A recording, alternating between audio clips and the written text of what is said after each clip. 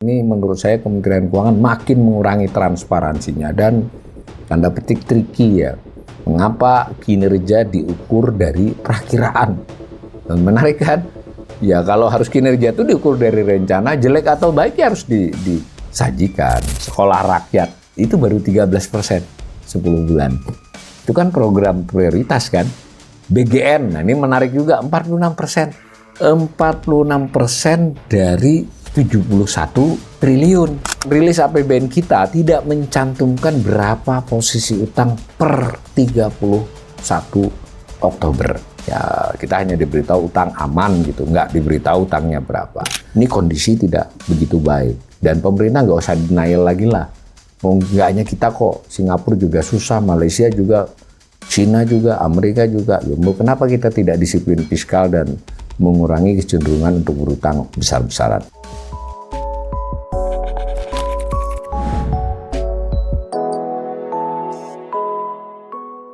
Salam cerdas, Ibu Bapak, Saudara-saudara yang saya hormati. Sesi assessment atau analisis umum saya atas berbagai topik ekonomi Indonesia kali ini mengangkat topik realisasi APBN ya, anggaran pendapatan dan belanja negara yang sudah diinformasikan, dirilis oleh Kementerian Keuangan untuk kondisi sampai dengan 31 Oktober 2025. Jadi memang tiap bulan itu Kementerian Keuangan biasa menyampaikan kepada publik siaran pers langsung. Itu Menteri Keuangan didampingi oleh jajarannya kali ini pada tanggal 20 November lalu untuk menyampaikan realisasi sampai 31 Oktober. Nah, bahan paparan juga belakangan ini sudah mulai diunggah oleh Kementerian Keuangan di lamannya. Jadi pemirsa nanti bisa melihat dokumennya ya. Dokumennya paparan bukan dokumen. Dahulu di tahun 2024 ke belakang sampai mulai 2018 Januari itu ada dokumennya. Sekarang tidak ada lagi, adanya cuma bahan paparan. Ini yang saya selalu kritik. Transparansi pelaksanaan APBN makin kesini makin kurang ya informasinya. Kalau yang namanya paparan kan dipilih-pilih yang mau disampaikan. Kalau dokumen sebanyak 60-70 halaman itu kan ada rincian-rincian yang buat pengamat seperti saya itu bisa mengolahnya. Kalau ini kita disajikan atas dasar PowerPoint ya. Tapi tidak apa-apa, untuk kali ini saya akan melakukan asesmen atas dasar PowerPoint tersebut. Saya kebetulan tidak menonton YouTube-nya ya, tapi PowerPoint-nya saya unduh. Nah, yang terpenting dari penyampaian Menteri Keuangan dan jajarannya itu terhadap realisasi APBN adalah diwakili oleh tabel ini ya. Tabel ini dari siaran pers itu maupun dari bahan unduhan ya. Nah, di situ ditampilkan postur. Postur itu ya gambaran umum APBN. Nah, yang terdiri dari 5 item ya, kalau yang namanya postur itu 5 item: pendapatan, belanja, kemudian ada yang disebut keseimbangan primer, lalu defisit, lalu pembiayaan anggaran. Nah, di masing-masing itu disajikan sedikit rinciannya. Makanya kalau dokumen kita bisa melihat rincian yang lebih banyak ya di paparannya. Tapi untuk yang bersifat siaran pers ya terbatas. Tapi kita coba analisis dari yang disampaikan itu. Nah, ini nanti masing-masing angka dan rinciannya ini akan saya ulas di slide-slide berikut. Tapi sebagai gambaran umum, kita lihat di tabel ini bahwa pendapatan negara realisasi sementara ya. Kenapa sementara? Karena kan memang dinamis di datanya Kementerian Keuangan itu mungkin ada sedikit yang belum dimasukkan atau ada yang masih dimasukkan ternyata tidak presisi, itu wajar lah. Makanya disebut realisasi sementara sampai 31 Oktober. Berarti selama 10 bulan ya, mulai 1 Januari. Nanti anggaran itu sampai 31 Desember, berarti masih kurang 2 bulan realisasinya. Nah, sampai 31 Oktober diinformasikan dari tabel ini, yang kanan ini tulisan saya untuk menyimpulkan dari tabel, itu pendapatan mencapai 2.113,3 triliun. Nah, itu di tabel Ada. Nah, sedangkan belanja negara itu mencapai 2.593 triliun. Selisih keduanya disebut defisit ya.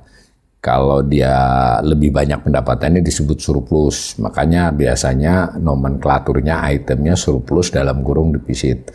Nah, ini defisit 479,7 triliun. Jadi item terpenting adalah A, B, dan D ya. Nah, tetapi yang menarik adalah di waktu-waktu sebelumnya, beberapa bulan terakhir sebelum September ya, itu dulu yang namanya penyampaian ini adalah realisasi dibandingkan dengan targetnya. Masuk akal ya. Jadi APBN menargetkan berapa pendapatan, realisasinya 10 bulan berapa persen kan gitu. Begitu juga belanja direncanakan di APBN 2020 berapa, kemudian realisasi 10 bulan itu berapa dan berapa persen itu sudah dibelanjakan. Tetapi dalam beberapa bulan terakhir ini yang dijadikan acuan presentasi bukanlah APBN, tetapi outlook atau laporan semester. Apa itu outlook atau laporan semester? Itu adalah angka-angka yang disampaikan oleh Kementerian Keuangan kepada DPR, karena wajib begitu, yang merupakan laporan pelaksanaan satu semester dari 1 Januari sampai 30 Juni, disampaikannya Juli ke DPR.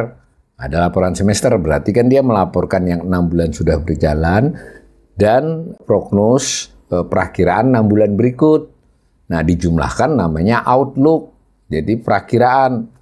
Nah, ini menarik ya, berarti kan ini presentasi dari perkiraan oleh pemerintah pertengahan tahun, bukan dari APBN-nya. Ini sebetulnya menurut saya tricky, nggak benar begini ini. Ini kan kalau di outlook-nya itu pendapatannya diturunkan, berarti kan presentasinya jadi lebih besar, dan itu terbukti ya. Misal pendapatan negara itu kalau menurut outlook hanya akan mencapai 2.885,5 triliun. Saya ulangi ya, outlook itu dihitung oleh pemerintah 6 bulan berjalan dan perakiraan dia 6 bulan sisa. Nah, dapat outlook. Nah, jadi bukan target kan sebenarnya toh, target itu APBN kok, kecuali ada APBN perubahan atau ada perpres ya, tapi perpres itu kan hanya bisa dipakai pada saat pandemi sebenarnya. Kalau untuk APBN perubahan harus undang-undang, harus persetujuan DPR, tapi ini lapsem. Nah, 2.885,5 triliun itu sendiri saja, itu sudah lebih rendah dari target APBN yang 3.005. Nah, saya bulatin ya, 2.886 triliun, itu lebih rendah kan daripada 3.005 triliun yang target pendapatan.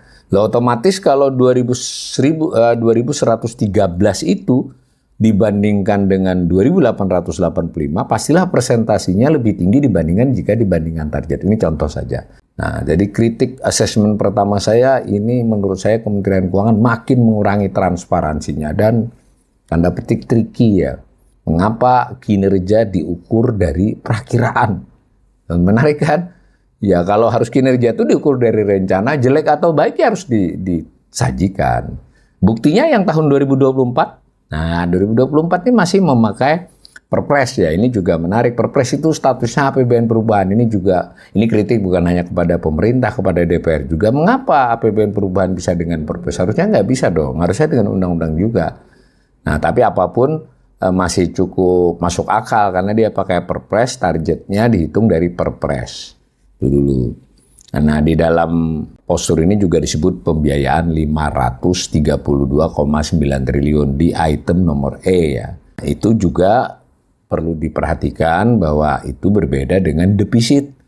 Kalau defisitnya 479,7 triliun, pembiayaannya 532,9 triliun, berarti kan ada pengeluaran yang lebih daripada sekedar defisit ya. Mungkin bersifat pembiayaan investasi. Nah, lalu sebetulnya di sini tidak ada, tapi nanti ada di sajian yang lain dari presentasi itu yang disebut pembiayaan utang. Jadi ngutangnya sudah berapa selama 10 bulan itu. Nah, yang dimaksud ngutang itu ngutang bersih ya neto. Kan selama 10 bulan itu pemerintah ada bayar utang lama yang jatuh tempo. Ada narik utang baru. Nah, yang dicantumkan itu selisihnya. Nah, selisihnya adalah 501,5 triliun. Itulah menarik utang baru ya selama 10 bulan. 501,5 triliun. Bisa juga dibaca itulah tambahan utang karena mengelola APBN selama 10 bulan, 501,5 triliun. Nah, apa yang bisa kita garis bawahi? Tadi defisit 479,7 triliun. Soalnya ya, itu selisih dari pendapatan dengan belanja, karena belanjanya lebih besar. Tetapi pembiayaan anggarannya 532,9 triliun, lebih besar kan dari defisit. Pada waktu di APBN tuh nol, antara defisit dengan pembiayaan itu sama. Yang satu bersifat negatif, minus karena defisit, yang satu bersifat masuk sebesar defisit. Tapi ketika berjalan 10 bulan memang lazimnya dalam pengelolaan selisih. Nah, ini tidak ada angka yang disajikan. Ini juga kritik saya. Mengapa Silva tidak disajikan? Sisa lebih pembiayaan anggaran. Padahal ketika mindah dana SAL 200 triliun, gegernya minta ampun. Mengapa Silva? Silva itu adalah sisa lebih pembiayaan anggaran. Kebanyakan utangnya berapa setiap tahun? Nah, lalu diakumulasi menjadi SAL, saldo anggaran lebih, dikurangi pemakaiannya, itulah saldo SAL. Nah, ketika Pak Purbaya mengeritik ini banyak dana nganggur, mengapa sekarang sudah banyak dana nganggur, Silvanya juga terjadi lagi.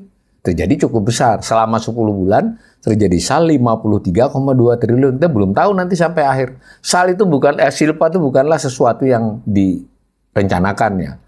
Direncanakannya balance antara defisit dengan pembiayaan anggaran. Di dalam pembiayaan anggaran ada pembiayaan utang. Nah, tapi sekali ini sampai 10 bulan masih kelebihan berutangnya. Dari mana saya tahu angka 53,2 yang tidak disajikan itu? Selisih dari defisitnya 479,7 triliun ya. Kemudian ngutangnya sudah 501. Nah, gitu ya. Oh, itu agak salah hitung saya, bukan 53,2 berarti sebenarnya. Kurang sedikit dari 53. Tapi ada Silva di situ. Dari pembiayaan utang dikurangi defisit itu. Bisa juga dihitung dari dari pembiayaan. Pembiayaannya kelebihan 532 pada defisitnya cuma 479. Nah, maka kita coba ulas satu-satu. Nah, pendapatan negara tadi yang tabel tadi menyajikan yang paling kanan. Jadi ini adalah grafik realisasi 10 bulan pada masing-masing tahun ya. Jadi sampai dengan 31 Oktober. Nah, itu pada tahun 2025 ini tadi sesuai tabel tadi 2.113,30 pendapatannya. Nah, sedangkan yang 2024 sebesar 2.247,6 triliun dari tabel tadi juga. Sedangkan yang tahun-tahun sebelumnya tidak tersedia begitu saja di laman Kementerian Keuangan. Saya terpaksa mencari data-data di APBN kita di tahun-tahun yang lampau. Karena itu sumber data ini adalah APBN kita edisi November berbagai tahun. Nah, kita gambar. Yang biru menunjukkan nominal kinerja pencapaian atau perolehan pendapatan negara selama 10 bulan pada masing-masing tahun. Sedangkan garis hitam itu menunjukkan perubahannya dibandingkan tahun sebelumnya. Jadi kan bisa bertambah, bisa berkurang. Nah, tahun 2025 ini berkurang. Artinya berkurang lebih sedikit. Jadi pendapatan terrealisasi itu 2.133,3 triliun itu lebih rendah dari 10 bulan tahun yang lalu, 2.247,6. Kan bisa dicari presentasinya. Nah, itu yang disebut dia kontraksi min 5,98%. Hampir 6% ya, lebih rendah. Apakah itu wajar? Tidak. Kalau dilihat gambar ini, hampir tiap tahun kondisi selama 10 bulan dibandingkan kondisi 10 bulan tahun sebelumnya tuh mengalami pertumbuhan, meskipun tahun lalu sudah tipis tumbuhnya hanya 0,33%, tapi kan bertambah. Nah, sebelumnya tinggi kecuali pada saat pandemi 2020. Masuk akal ya, 2020 itu pendapatannya selama 10 bulan langsung merosot dari 10 bulan 2019. Tapi di kondisi lain kontraksi. Nah, ini bisa kita perpanjang ke sana sebenarnya. Nah, ini berarti ada apa dengan kondisi pendapatan negara 2025? Berarti sementara kita nggak cari penyebabnya dulu. Ini cuma men-challenge. Berarti yang jelas kinerja pendapatan tidak sebaik biasanya. Tuh. Nah, lalu bagaimana dikaitkan dengan target? Oleh karena di tahun-tahun sebelumnya nggak ada presentasi atas lapsem ya, yang ada yang tersedia adalah presentasi atas APBN atau APBN perubahan jika pada tahun tersebut ada, atau perpres jika tahun itu pakainya perpres, kan di tengah bisa dirubah. Nah tadi kalau saya kembalikan dengan pola itu bukan 73 tapi 70,32%. Jadi 2113,30 itu adalah 70,32% dari targetnya 3.005 triliun. Nah kita bandingkan dengan capaian-capaian di tahun-tahun yang lampau. Ini adalah capaian terendah selama berapa itu? 5 tahun terakhir. Bahkan lebih rendah dari tahun 2020 ketika pandemi. Presentasi loh ya, kalau nilainya kan jauh lebih tinggi. Karena pada waktu pandemi itu di pertengahan sudah langsung dibuat APBN perubahan dengan dasar hukum perpres, sehingga kinerjanya itu diukur dari yang setelah dirubah. Merubahnya sudah menurunkan target karena keadaan COVID. Nah, anggap itu nggak kita pakai lah, kita pakai aja dengan beberapa tahun terakhir. Ini sudah buruk ya, jadi 70,3 dari target. Nah, ketika dia dicoba dicarikan dari Lapsem seolah-olah 73 kan, tadi berapa di atas tadi. Nah kan sudah ini 73,7, ternyata kalau dari outlook-nya hanya 70,32, selisih 3%. Jadi menurut saya ini nggak bagus ya, ini cara Kementerian Keuangan menyajikan ini. Ya nggak konsisten dan bisa menyamarkan bahwa kinerjanya itu segitu. Selanjutnya apa lagi? Bagian dari tadi pendapatan di atas tadi terdiri dari 2 kelompok besar, penerimaan perpajakan dan penerimaan negara bukan pajak. Jadi si 2113 tadi terbagi 2. Nah, yang perpajakan di tabel tadi saya pindah ke sini, yang paling kanan ini adalah 1.708,3 triliun. Jadi penerimaan perpajakan mencapai 1.708,3 triliun. Nah ternyata itu juga lebih rendah dari tahun lalu, sama-sama 10 bulan ya, hati-hati. Itu mengalami kontraksi 2,34%, min 2,34%. Ini nggak lazim juga, biasanya itu tumbuh, kecuali saat pandemi. Jadi mau dibilang apa lagi bahwa berarti kinerja khusus perpajakannya, bagian dari pendapatan itu ada perpajakan, itu merosot. Lalu kinerja perpajakan itu kalau dilihat dari targetnya bagaimana ya, gambarnya ini. Nah, angkanya sama, yang biru masih angka penerimaan perpajakan selama 10 bulan sampai 31 Oktober.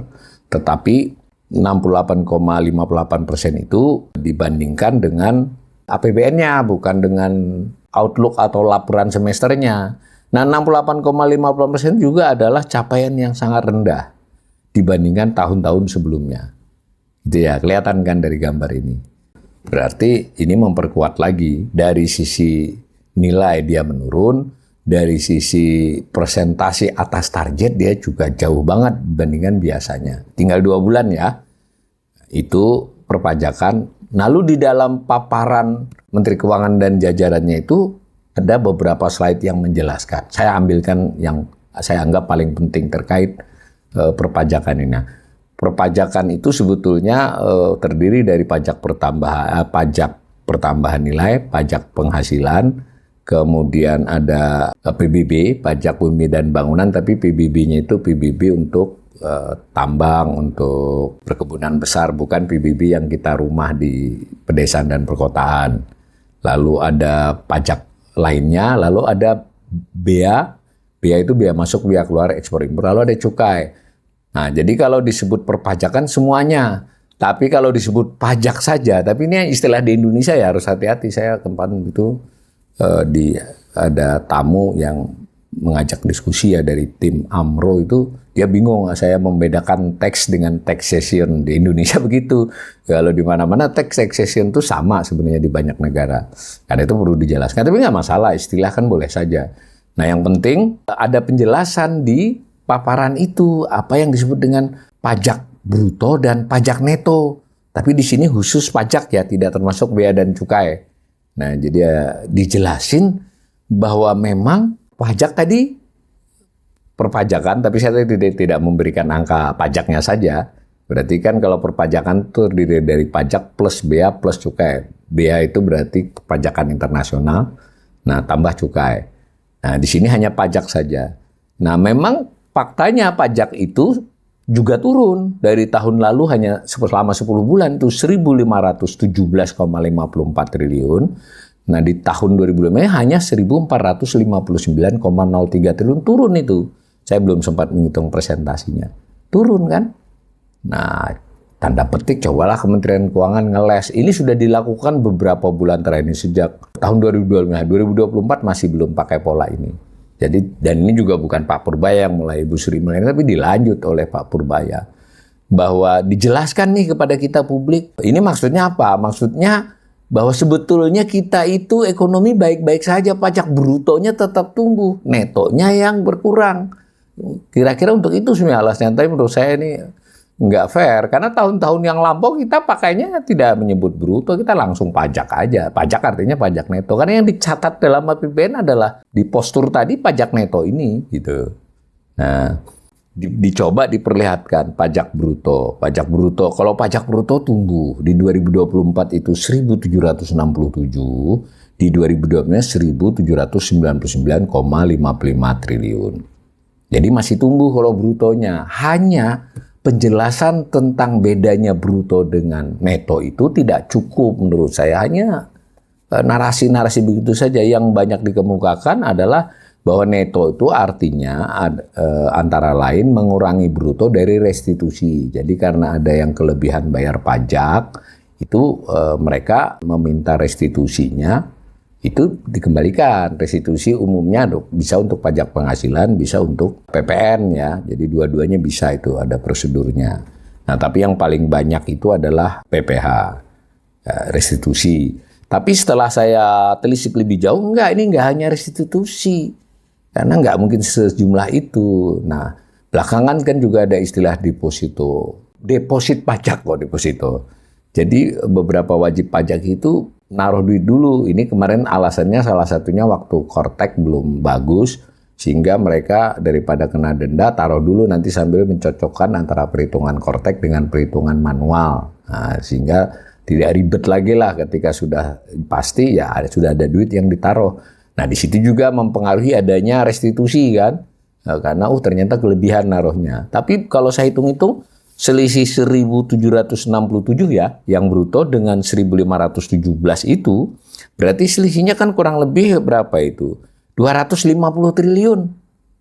Ya, pasti bukan hanya karena itu. Karena itu lalu saya coba gali.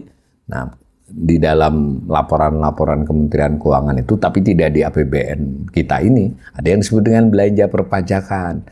Nah, kanal ini sudah pernah menyajikan istilah belanja perpajakan ya dalam asesmen saya baru-baru ini. Itu kira-kira pajak yang mestinya diterima oleh pemerintah tapi tidak diambil. Misal pajak PPN yang ditanggung pemerintah di TP, mau rumah susun kah, listrik kah, atau apa segala, ada pajak-pajak yang ditanggung pemerintah itu sebagai insentif kan. Ada juga belanja pajak itu pengurangan, penghapusan, tax allowance, tax holiday. Tapi kalau itu jumlahnya menurut laporan nota keuangan itu diperkirakan selama 2025 535 triliun. Nah, ini kan baru 250. Jadi menurut saya berarti bukan belanja perpajakan keseluruhan. Nah, itulah saya tidak bisa memastikan ya. Saya sengaja asesmen ini juga mudah-mudahan didengar oleh teman-teman Kementerian Keuangan. Ya, yang seperti ini demi transparansi dinyatakan di bruto dan neto tuh yang selisih netonya tuh di mana? Apa hanya restitusi? Gitu loh.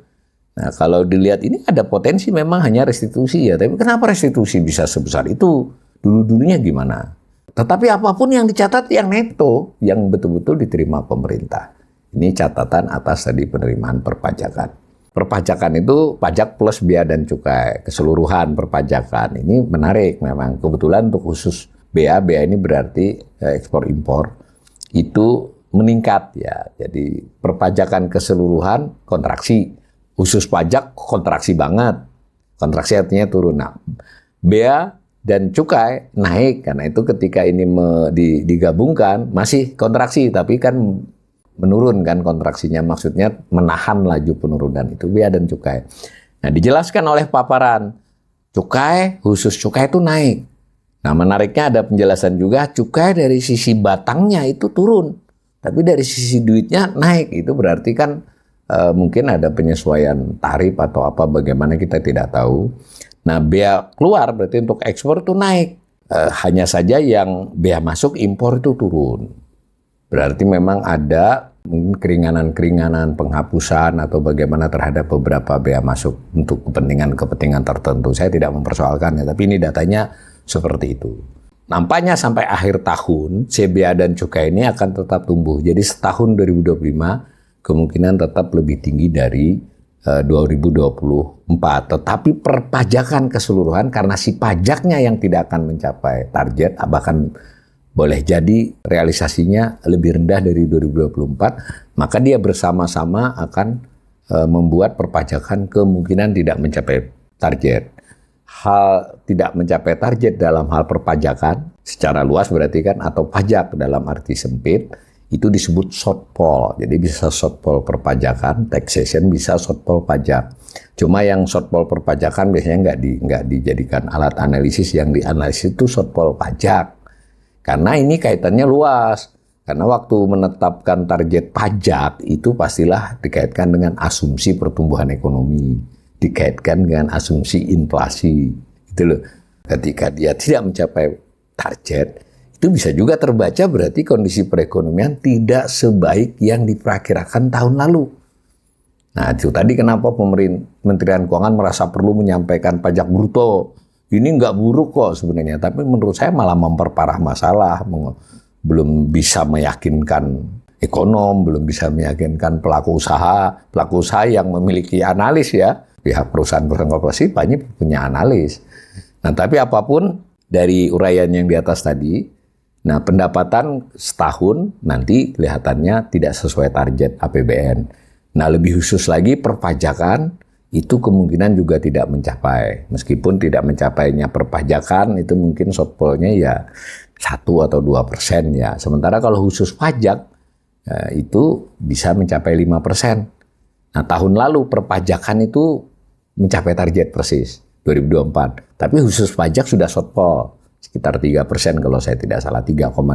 Tahun ini shortfall pajak bisa 5. Kalau dibaca 2 tahun, sebenarnya harus diakui nih, selama 2 tahun ini ekonomi tidak seperti tahun-tahun lampau ya, kecuali pandemi ya, jangan dihitung ya 2020-2021. Jadi bagaimanapun bea dan cukai cukup membantu menolong penurunan dari perpajakan. Kelompok kedua adalah dalam pendapatan penerimaan negara bukan pajak. Tadi kan perpajakan, lalu kelompok keduanya penerimaan negara bukan pajak. Di dalam perpajakan dibagi 2, pajak dan bea serta cukai. Jadi 2 kelompok besar ini. Kalau yang ini khusus kelompok penerimaan negara bukan pajak. Itu sumber daya alam, kementerian, KL, kemudian juga dahulu ada dari BUMN. Nah, sekarang nanti kita lihat rinciannya. Tapi kita lihat totalnya dulu. Nah, ternyata penerimaan negara bukan pajak realisasi 10 bulan ini juga drop ya, hanya 402,4 triliun. Dropnya lebih banyak dari perpajakan tadi. Presentasinya 15,76%. Tahun lalu juga drop dibandingkan tahun sebelumnya dari 2023 min 3,33%. Secara nominal 2024 lebih rendah dari 2023 dan 2025 lebih rendah dari kedua-duanya. Dari sisi nominal selama 10 bulan. Bahkan kalau ditarik lagi yang 10 bulan ini dibandingkan 2022 juga masih kalah 402,4 triliun itu. Nah, yang biru menunjukkan nilainya, yang hitam menunjukkan presentasi pertumbuhan dari tahun sebelumnya. Bagaimana dikaitkan dengan target? Nah, sama dengan dari perpajakan tadi, digambarkan nominalnya, digambarkan presentasi atas target yang tercantum di APBN. Hanya mencapai 78,35%, terendah bahkan lebih rendah dari saat COVID secara presentasi capaian dari target. Nah, 402,4 triliun. Nah, memang ada sedikit penjelasannya dari paparan. Kenapa fenomenanya begitu? Ini penjelasan dari Menteri Keuangan ya, dari Kementerian Keuangan. Nah, ini rinciannya yang disebut dengan PNBP itu ada sumber daya alam, migas dan non-migas, lalu KND itu kekayaan negara yang dipisahkan, ya secara umum BUMN, tapi sesekali bisa dari badan lainnya ya, tapi hampir tiap tahun yang rutin adalah dari BUMN. Nah, lalu ada PNBP lainnya. PNBP lainnya ini macam-macam ya. Nanti kita sudah pernah kajian juga di sini. Lalu ada dari BLU, Badan Layanan Umum. PNBP lainnya tuh yang besar terutama dari KR ya, kementerian lembaga. Yang besar lagi di antara kementerian lembaga itu seperti Komdigi ya. Komdigi kan jualan bandwidth ya dan macam-macam itu. Lalu juga dari kejaksaan, jadi Kemenhub, macam-macam lah. Itu lainnya namanya PNBP lainnya. Nah, kalau dilihat ini yang memang betul-betul drop itu adalah yang kekayaan negara yang dipisahkan karena sudah dipindah ke Danantara kan. Tahun ini saja, ini kan 2025 ini sebetulnya semula rencananya kalau saya tidak salah sekitar 90. Nah lalu di pertengahan tahun tadi karena sudah Danantara kan di bulan Februari ya, akan dipindah ke sana sehingga jadinya hanya akan dapat 11 triliun, 11,8 triliun itu pun terkait dengan administrasi bahwa ini adalah bagian dari tahun-tahun sebelumnya tapi dibukukan tahun ini. Yang tahun ini seluruhnya dipindah ke Danantara. Akibatnya ya berkurang lebih 79 ya. Saya bulatkanlah 80 triliun. Nah, berarti kan 402 ini salah satu penyebabnya adalah itu. Tetapi fenomena lain ada juga, nggak hanya karena itu. Sumber daya alam migas terkontraksi karena ada penurunan harga minyak mentah Indonesia. ICP turun ya karena memang harga minyak lainnya juga turun. Lalu lifting gas bumi juga tidak sebagus yang ditargetkan. Gas bumi ya. Kemudian ada juga harga batu bara yang di sini disebut moderasi. Jadi nggak drop banget tapi lebih rendah dari perkiraan. Dan volume produksi batu bara juga tidak sebesar yang diperkirakan. Tadi KND sudah dijelaskan. Untungnya pendapatan PNBP KL itu bertumbuh. Ya, ini Komdigi agak meningkat pesat, mungkin kejaksaan. Di luar topik yang ditulis ini, umpama ada korupsi ya yang misalnya diambil oleh negara, kan bisa, nggak harus ada undang-undang perampasan aset, kan pengadilan sudah mulai memutuskan diserahkan itu masuk PNBP KL ya. KL bisa kejaksaan, kalau saya tidak salah itu bisa kehakiman juga kan, tergantung ininya. Nah BLU, Badan Layanan Umum juga ada hasilnya. Bagaimanapun PNBP ini sudah dicoba dioptimalkan sebenarnya oleh pemerintah akibat penyerahan laba BUMN, tetapi sampai 10 bulan ini untuk membalikkan menjadi sesuai target kelihatannya tetap berat. Padahal di waktu-waktu yang lampau inilah yang menutupi kelemahan perpajakan. Jadi rata-rata PNBP ini realisasi 10 bulan, apalagi setahun, itu melampaui target. Nah, mari kita lihat. Nah, tadi kan, ini pada 10 bulan saja beberapa kali melebihi target loh, 117, 111,96, 80 itu 10 bulan. Nah setahunnya rata-rata melampaui target sampai 2024 tadi. Tetapi di tahun ini kelihatannya tidak, sehingga tekanan pada target pendapatan menjadi lebih besar kan. Itu dari sisi PNBP ya, penerimaan negara bukan pajak. Jadi kita sudah dapat nih gambaran umum tentang pendapatan. Bagaimana dengan belanja? Belanja akan saya assessment lebih sedikit, nanti dalam lain kesempatan saya akan lebih rinci ya. Nah, sayangnya tadi informasi yang ada di rilis itu terlalu sedikit itu. Nah, secara umum belanja negara yang kita olah tadi dari tabel tadi dan dikaitkan dengan data-data tahun sebelumnya yang kita olah dari sumber lain bukan dirilis tanggal 20 tadi, itu belanja mencapai 2.593 triliun. Bagaimanapun belanja ini naik ya, jadi tetap tumbuh, beda dengan pendapatan. Jadi mau disebut efisiensi dan sebagainya, pendapatannya turun dari 10 bulan yang lalu, yang sekarang tetap naik. Nah, meskipun naiknya lebih tipis 1,42%. Nah, lalu bagaimana dengan presentasi capaian?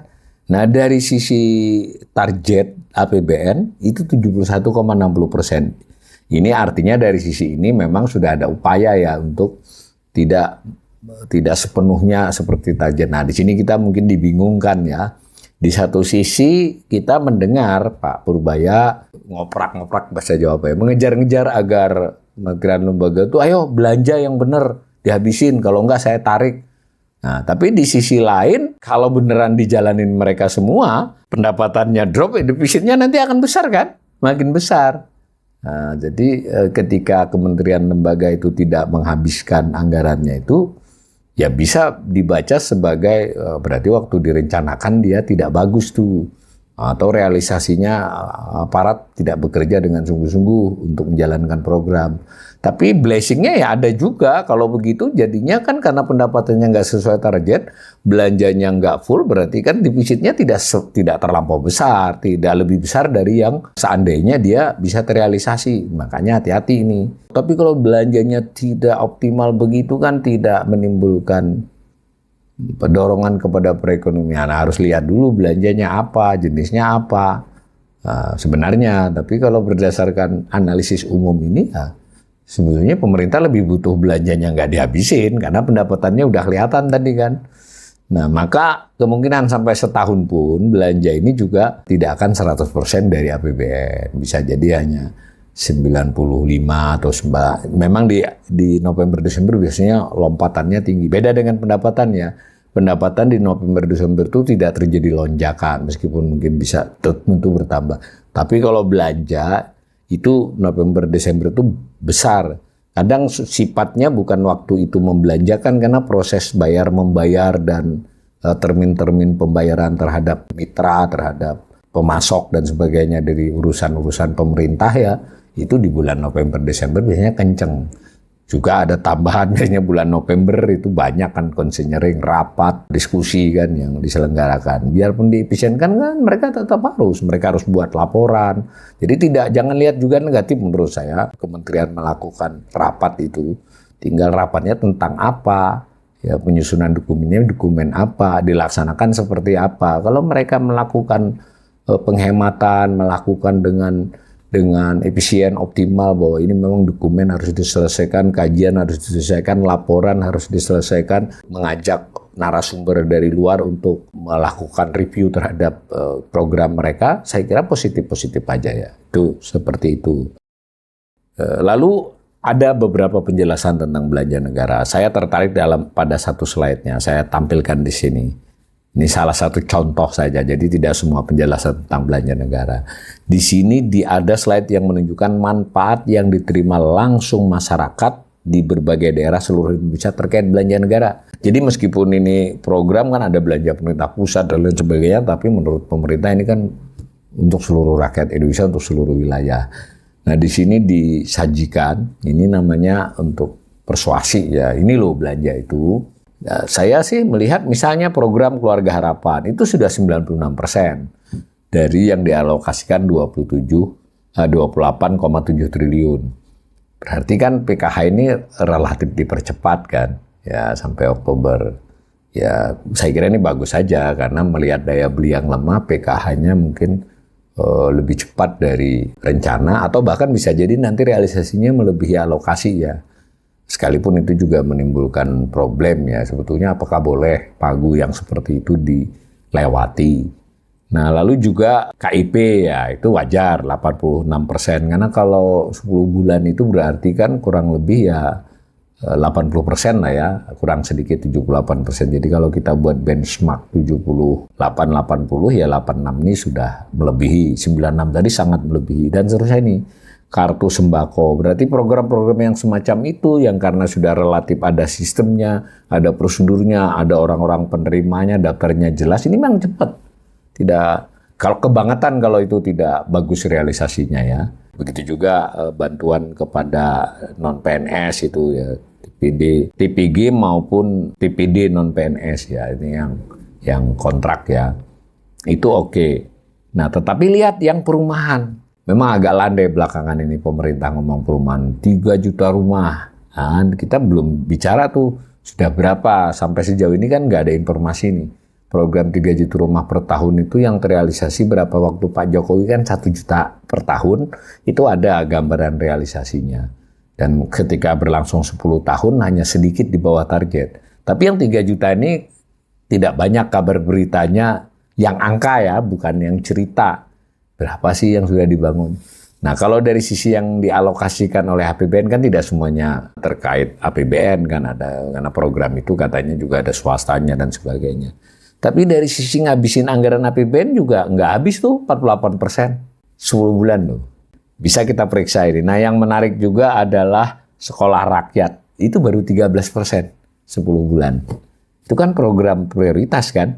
BGN, nah ini menarik juga, 46%. 46% dari 71 triliun. Nah, tadi kita ingatkan tadi ada outlook, ada laporan semester. Sebenarnya pada waktu pertengahan tahun sudah disetujui BGN ini ditambahi 100. Jadi 71 ditambah 100. Kalau MBG lebih banyak lagi ya, karena ada yang di kementerian lain. Berarti 171 kan? Cuma pada waktu outlook kemarin, di Juli tadi, ini nggak bisa, hanya bisa menghabiskan 111. Tetap aja lebih dari 71 kan, bertambah kurang lebih 40. Nah, di perjalanan ke sini mulai kan rame, ini BGN kok nggak bisa ngabisin. Nah, kalau dilihat ini, jangankan ngabisin dengan tambahannya. Bahkan ada berita, BGN mengembalikan. Sebenarnya mengembalikan itu bukan ngembaliin duit ya. Karena dia sudah mengantongi tambahan 100, dia ngembaliin tambahannya ini bukan duitnya. Bahwa saya nggak usah jadi ditambahi 100 itu. Tapi kita tidak tahu persisnya, saya hanya ditambahi berapa gitu. Sampai kemarin-kemarin sih omongannya masih bisa 100 triliun. Waktu Purbaya mengunjungi sebulan yang lalu ya. Kunjungan ini masih bisa 100 triliun. Ternyata berapa? 32,7 triliun. Apakah ini buruk? Ya tergantung kita menilainya. Ya buruk dalam arti berarti BGN tidak sesuai rencana. Tetapi juga positif. Dalam arti berarti nggak jadi defisit besar dong. Karena si BGN yang tadinya 71 ditambahi 100, 171, kemudian dianggap bisa ngabisin 111, ternyata nanti hanya ngabisin 60 misalnya, atau 71 saja, kan tidak memperberat defisit, tidak memperberat belanja. Tapi ini hanya ingin memastikan saja bahwa yang menjadi prioritas oleh pemerintahan Prabowo justru belum deliver, belum terlaksana. Itu juga cek kesehatan gratis baru 60% ya. Saya tidak paham ini, kalau BGN, MBG kita bisa lah, fiskal ya maksudnya. Wah ini karena ada masalah-masalah, ada yang di hold, ada yang diperbaiki sistemnya sehingga belum lancar semua. Yang tadi rumah, ya itu juga masalah sendiri. Mengapa nggak jangankan menyertakan swasta, yang dianggarkan saja tidak habis, gitu, tidak sesuai target. Nah yang cek kesehatan ini kan hanya 60%. Benchmark tadi 78% kan 10 bulan, kalau rata-ratanya. Masa program seperti itu berarti infrastruktur untuk cek kesehatan gratis dan anti TBC, padahal TBC iklannya di mana-mana, itu nggak lancar. Saya salah satu yang sempat saya tanya-tanya itu kawan yang lebih paham ini, ya ini kurang menyertakan puskesmas. Nah, puskesmas kan kebanyakan di bawah kontrol pemerintah daerah, ini contoh saja. Nah, sekolah rakyat apalagi itu. Nah, itu ya, ini silahkan Diana. Ini contoh menganalisis saja. Sampailah kita setelah kita lihat pendapatan dengan komponennya, lalu belanja, lalu kita masuk ke defisit. Nah, dari pelaksanaan 10 bulan sudah defisit 479,7 triliun. Masih di bawah rencananya 616 triliun. Dan di pertengahan semester tadi menjadi 661. Karena tadi salah satunya karena si BGN bertambah sekitar 40-an triliun.